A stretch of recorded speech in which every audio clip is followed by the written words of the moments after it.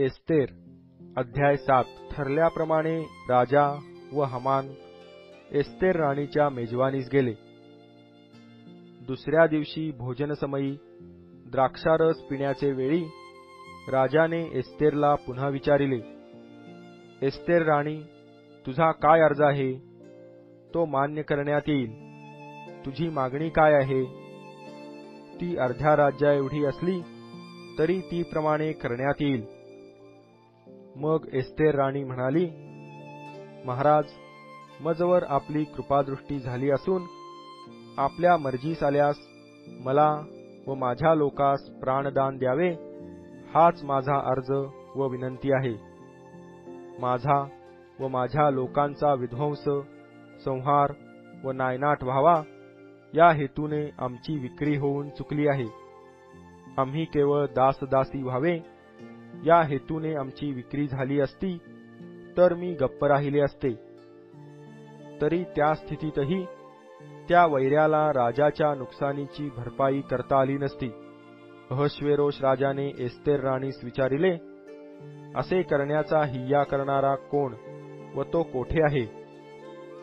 Esther म्हणाली, हा विरोधी व हा शत्रू कोण म्हणून पुसाल तर हा दुष्ट हमानच.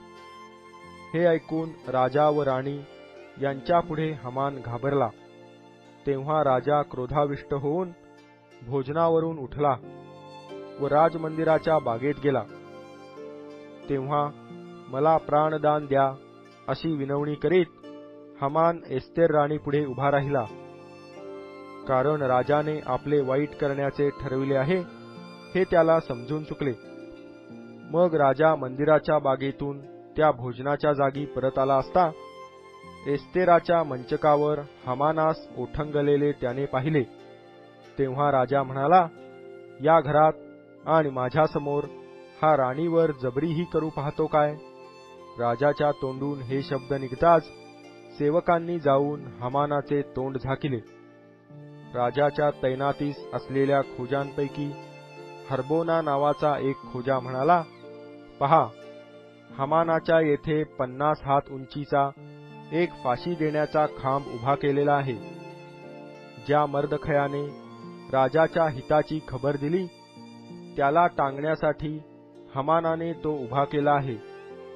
राजाने म्हटले, त्याच खांबावर यास फाशी द्या. तेव्हा जो खांब मर्दखयासाठी हमानाने तयार केला होता त्यावर त्यालाच फाशी दिले. तेव्हा राजाच्या क्रोधाचे शमन झाले.